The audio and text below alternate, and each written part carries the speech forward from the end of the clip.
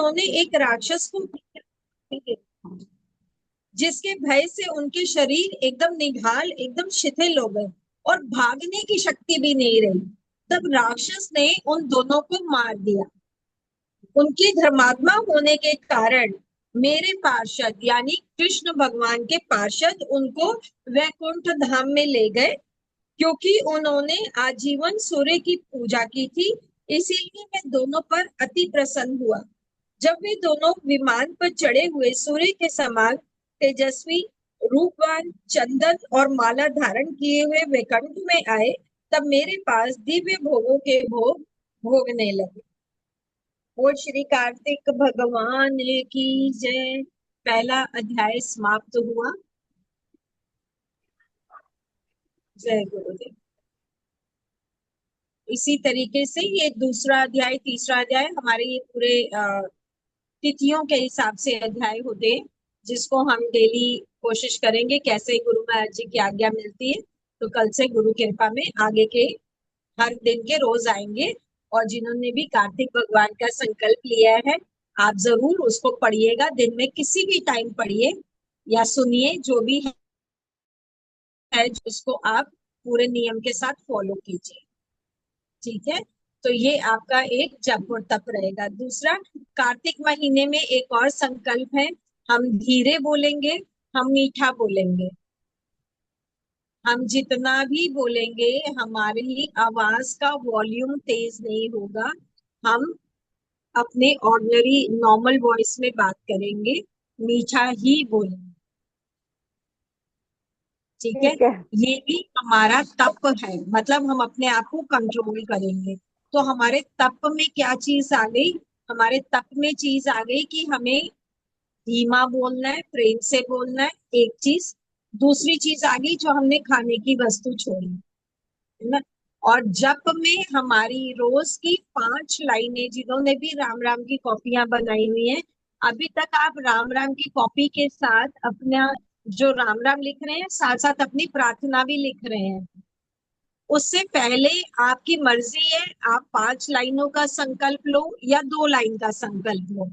वो आपको कार्तिक भगवान को, विष्णु भगवान को अर्पित करनी है। ठीक है, उसके साथ ठीक है। आपको कोई, ये बस भगवान की भक्ति में आपको ये जप उठाना है और ये आपको कॉपी में लिखना है। लिख आप किसी भी टाइम सकते हो, सुबह भी लिख सकते हो, रात को भी लिख सकते हो। और ऐसा नहीं है कि नहा के ही लिखना है। जो लोग लेट नहाते हैं, आप बिना नहाए भी इसको लिख सकते हो। राम नाम तो मरघट में भी लिया जाता है, तो राम नाम अपने में ही पवित्र नाम है। ठीक है, किसी को कुछ पूछना है तो आप पूछ सकते हैं।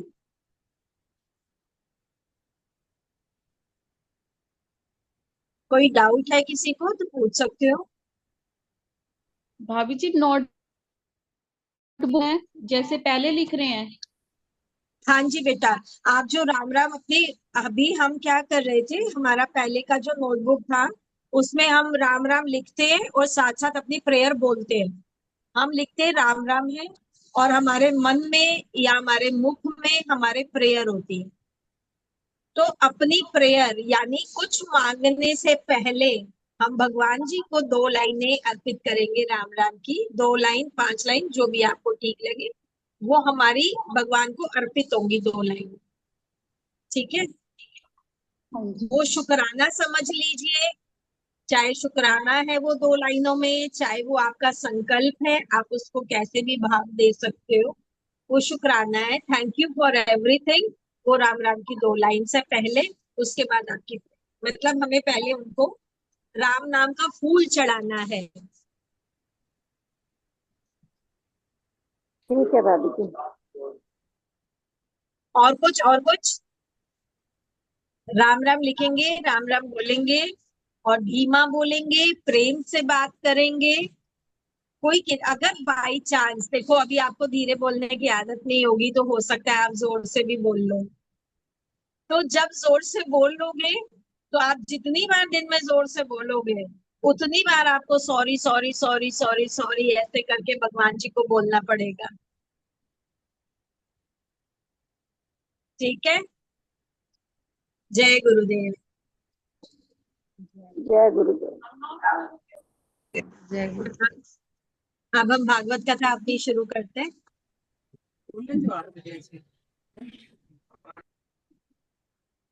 नीरू, आप शुरू कीजिए। बोलो श्री सतगुरुदेव भगवान की जय भागवत भागवत पुराण की जय। जय। आज संग है ध्रुव जी का भगवान विष्णु जी की गोद में बैठना और साक्षात दर्शन करना।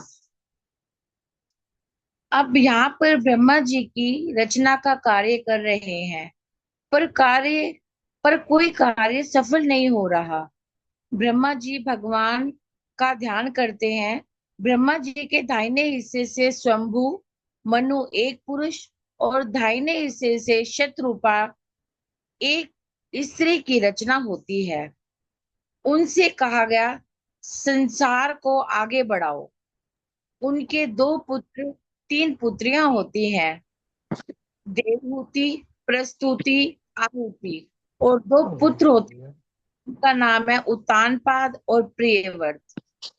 उत्तानपाद जी राजा बनाया जाता है। उत्तानपाद जी को उनका विवाह सुनीति नामक कन्या से होता है, पर संतान नहीं होती, तो उस कारण दूसरा विवाह किया जाता है सुरुचि नामक कन्या से।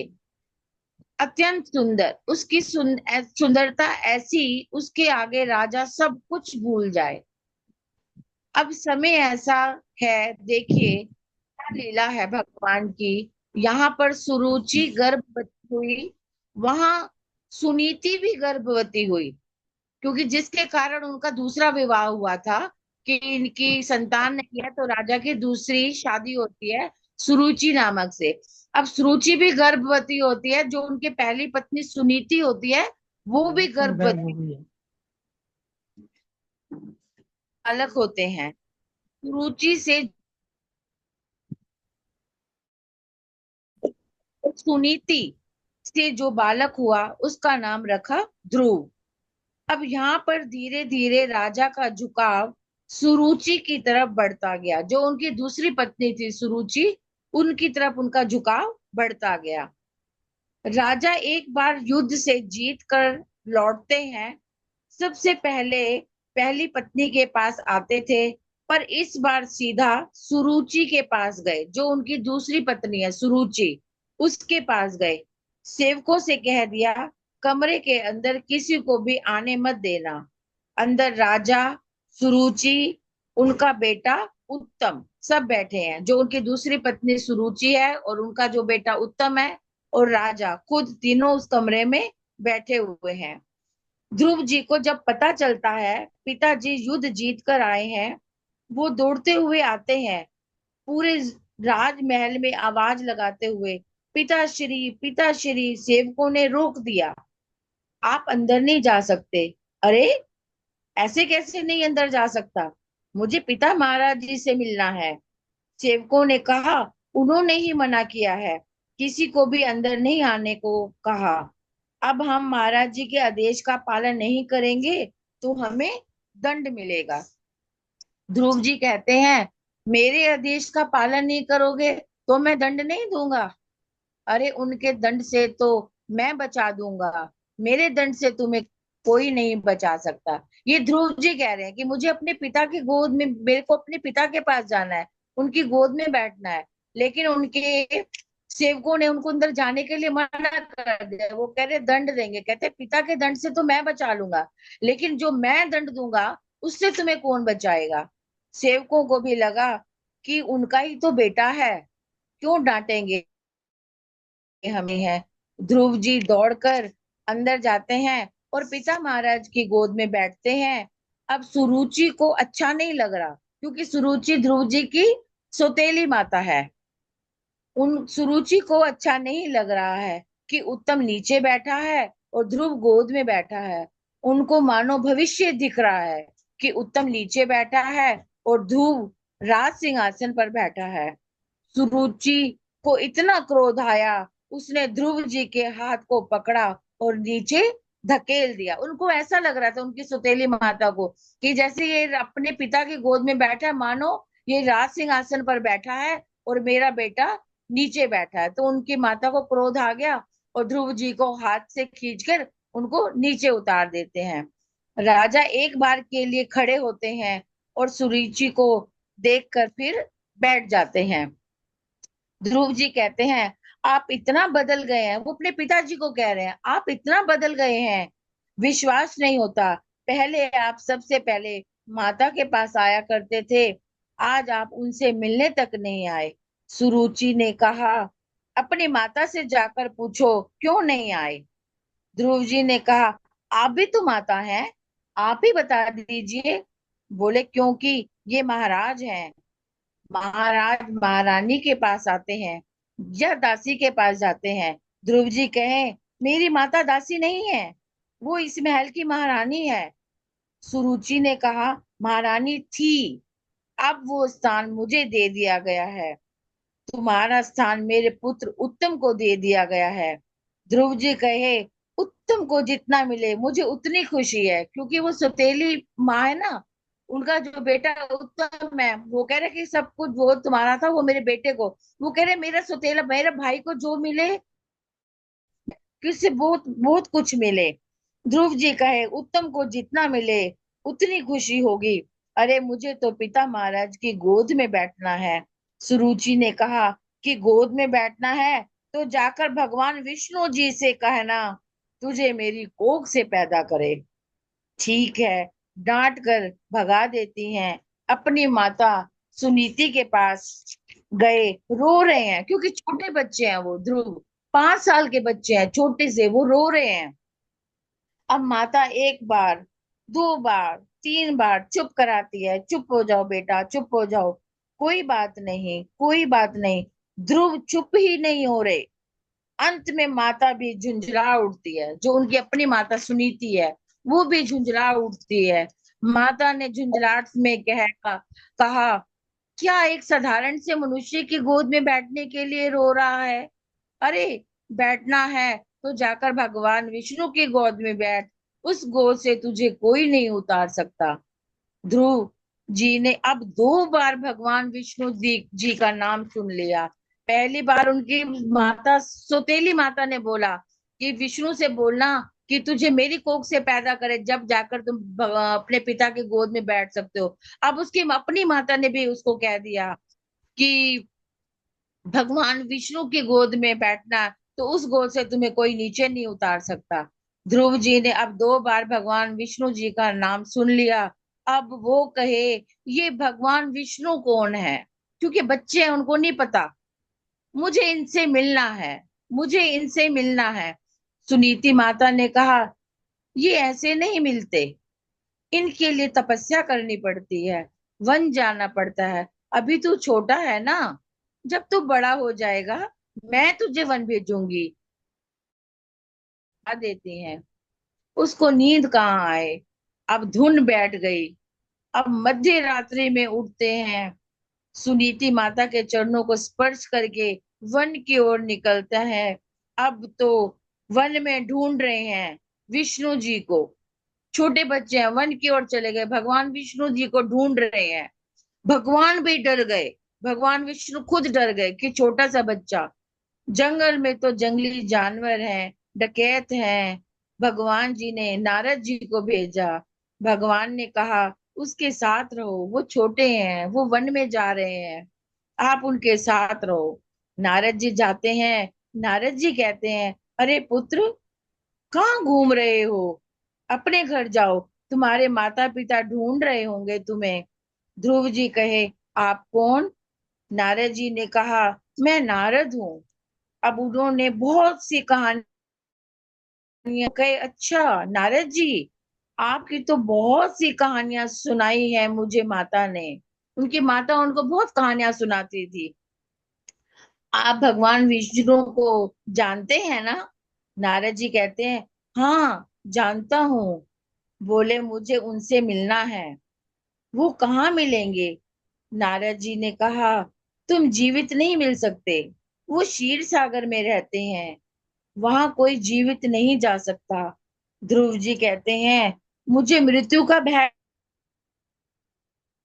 जीवित मिलना है। अब वो थोड़ा सोचते हैं, फिर ध्रुव जी कहते हैं अच्छा, मैं नहीं जा सकता, वो तो आ सकते हैं। नारद जी ने कहा क्या मतलब? अरे, बोले मैं उनसे मिलने नहीं जा सकता, वो तो मुझे मिलने आ सकते हैं। क्योंकि बच्चे हैं ना, वो तो कह रहे हैं अगर मैं भगवान के पास नहीं जा सकता क्षीर सागर में, लेकिन भगवान विष्णु तो वो मेरे पास तो आ सकते हैं। नारद जी ने कहा बिल्कुल आ सकते हैं, लेकिन उसके लिए कठिन तपस्या करनी पड़ेगी। ध्रुव जी ने कहा करूंगा, कठोर से कठोर तपस्या करूंगा, मुझे भगवान विष्णु से मिलना है। अब नारद जी कहते हैं तो आप कहो ओम नमो भगवते वासुदेवाय, ओम नमो भगवते वासुदेवाय, वासुदेवाय नमो, वासुदेवाय। नारद जी उनको ये मंत्र देते हैं। अब यहाँ धीरे धीरे ध्रुव जी की तपस्या और कठिन होती जा रही है। नारद जी कहते हैं अन्न त्याग दो, केवल फल और जल पर रहो। अन्न त्याग देते हैं, फिर कुछ फल त्याग दो, केवल जल पर रहो। फल त्याग देते हैं, फिर कहते हैं जल भी त्याग दो। अन्न फल जल सब त्याग दिया, ठीक है। अब ध्रुव जी एक पैर पर खड़े हो गए, छोटा सा बच्चा, पर दृढ़ता देखिए उसकी, एक बार शिकन नहीं आई चेहरे पर। नारद जी जो कह रहे हैं, ध्रुव जी वो कर रहे हैं। अब नारद जी ने कहा ये अंतिम पड़ाव है, ये कर दिया तो भगवान तुम्हारे सामने खड़े होंगे। ध्रुव जी ने कहा क्या करना होगा? अपनी सांसें रोकनी होंगी। ध्रुव जी ने बिना कोई प्रश्न किए अपनी सांसें रोक दी। वो सांस रोकते हैं कि पूरा वायुमंडल शून्य हो गया। देवी देवता भगवान हंस जाते हैं। अब उस बच्चे की और परीक्षा मत लीजिए। सब भगवान विष्णु देव जी से प्रार्थना करते हैं हे प्रभु, अब उस बच्चे की और परीक्षा मत लीजिए, अब उसको दर्शन दे दीजिए। अब वहां पर साक्षात परम पिता परमेश्वर भगवान विष्णु प्रकट होते हैं। बोलिए श्री लक्ष्मी नारायण भगवान की जय। अब भगवान उनको उठाते हैं कि देखो पुत्र, मैं आ गया। उन्होंने देखा तो है नहीं, भगवान को कभी कुछ भी कहे आप कौन? भगवान कहते हैं अरे, मैं वासुदेव, जिसकी तुम तपस्या कर रहे हो। अब वो इतने खुश हुए कि अगर कोई भी भक्त सामने आ जाए तो क्या करेंगे बताइए। एक साधारण भक्त है, उसने तपस्या करी, भगवान विष्णु सामने आए, तो ज्यादा से ज्यादा हम क्या करेंगे? हाथ जोड़ेंगे, रोएंगे, पैरों को स्पर्श करेंगे, दंडवत प्रणाम करेंगे, यही करेंगे ना। पर एक समझदार में या बड़े में और एक छोटे बच्चे में फर्क होता है। उनको इतनी खुशी हुई कि एक इतने दिनों के बाद भूखे प्यासे तपस्या कर रहे हैं। जैसे ही भगवान ने कहा मैं वासुदेव, ध्रुव जी भगवान के गले लगा लेते हैं भगवान जी को। उनको इतनी खुशी होती है कि ये आ गए, भगवान आ गए। भगवान को गोद में उठाकर बैठाते हैं। भगवान कहते हैं कहो क्यों बुलाया है मुझे? ध्रुव जी कहते हैं मुझे आपसे कुछ प्रश्न करने हैं। भगवान कहते हैं कौन से प्रश्न?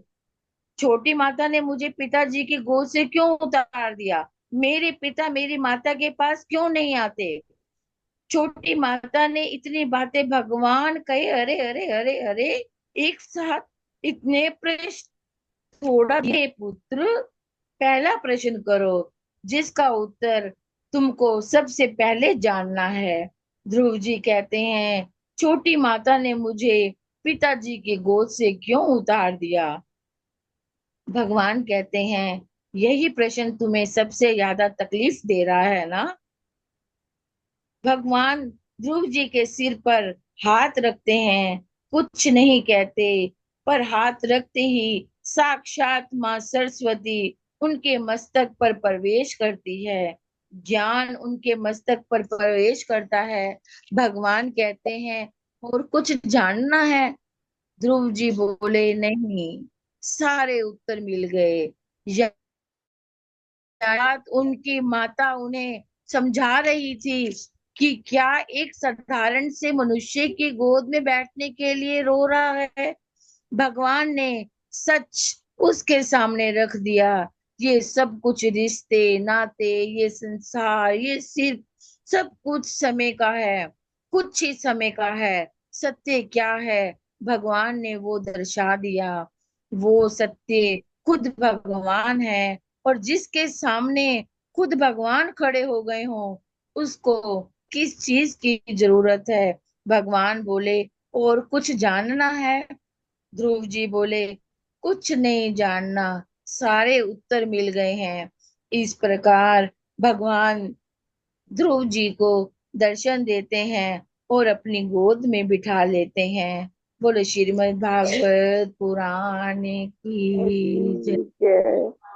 उनके सिर पे जब हाथ रख देते हैं तो उनकी लक्ष्मी सरस्वती माता साक्षात उनके मस्तक पर विराजमान हो जाते हैं। उनको जितने भी उनके मन के प्रश्न होते हैं, उनको माँ सरस्वती सब ज्ञान दे देती है कि वो उनके मन में क्या हलचल मच रही थी, तो उनको सारे उत्तर मिल जाते हैं। तो वो भगवान के साक्षात दर्शन करते हैं और उनकी गोद में बैठ जाते हैं। बैठ जाते थोड़े हैं। भगवान भगवान की ने की जय। भागवत पुराण पुराण की। की जय।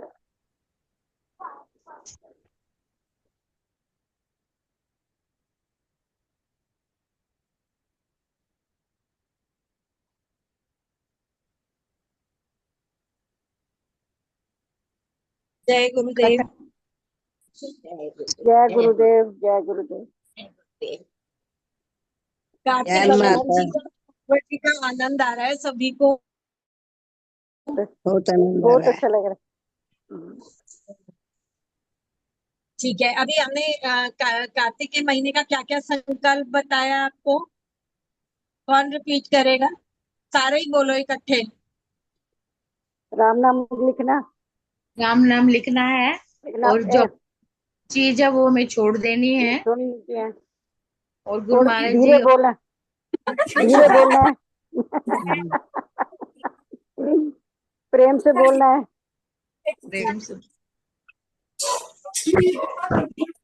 जोर से बोलो, कुछ नहीं रहा, सॉरी सॉरी लिखना पड़ेगा। बोलना पड़ेगा। अपनी मन की चीज छोड़ेंगे जो कार्तिक संपूर्ण पे भोग लगाएंगे। ठीक है, वो आप अपने अपने ठीक है घर बाबू पे। जी, ठीक है बाबू जी। ठीक है, और ठीक है। आज ना गुरु कृपा पे दामोदर अष्टक करके एक डाला है। जैसे कि कार्तिक भगवान को दामोदर मास भी कहा जाता है, हाँ क्योंकि जी। भगवान को ओखल से बांधा था ना, ओखल से बांधा था भगवान को रस्सी से। और रस्सी में जब बांधा था तो हमेशा, आपको पता है ये कथा आएगी आगे हमारे इसमें भागवत में भी आएगी और कार्तिक महात्म में भी आएगी। जब भगवान जी को यशोदा मैया ओखल से बांधती है, तो जब भी बांधती है वो रस्सी हमेशा 2 उंगली छोटी रह जाती है ना। फिर वो रस्सी को बड़ी करती है, रस्सी दूसरी लेकर आती है कि दूसरी रस्सी से बांधू, फिर बांधती है, फिर वो रस्सी 2 उंगलियों से कम रह जाती है। आप जानते हैं इसका महत्व बताया गया। भगवान जी कहते हैं 2 उंगलियों से कम रहने का मतलब कि हम हमेशा 2 संसार में फंसे, है ना। तो 2 उंगलियों का महत्व बताया उन्होंने आगे, ये दामोदर कथा आएगी ना उसमें बताएंगे। दामोदर मास कहा जाता है, इसलिए दामोदर अष्टक भी रोज पढ़ा जाता है। आज ग्रुप में डाला है दामोदर अष्टक, अगर आप उसको पढ़ पाए तो वो अच्छा हो। ठीक है, ठीक है भाभी जी। सभी को कार्तिक भगवान की बहुत बहुत बहुत बहुत शुभकामनाएं कार्तिक मास की, और भगवान करे सभी का कार्तिक बहुत अच्छे से खुशियों से बीते। एक और बात है, अगले वीरवार आपको भी, हाँ, अगले वीरवार होली अष्टमी का व्रत है। अगले वीरवार तो ऐसे ही रहेगा, उसके अगले शुक्रवार की दिवाली का है। वीरवार होगी या शुक्रवार, अभी ये थोड़ा ऐसे ही चल रहा है, वो जैसे भी डिसाइड होगा ग्रुप में डाल देंगे। तो अगर दिवाली सेम डे की हुई तो थोड़ा सा हमें अपना प्रोग्राम जो है आगे पीछे करना। ठीक है। ठीक है भाभी जी। गुरुदेव, जय शुक्राना जय शुक्राना गुरुदेव जी, शुक्राना शुक्राना। फॉर एवरीथिंग, थैंक यू जय फॉर गुरुदेव, जय एवरीथिंग। जय गुरुदेव।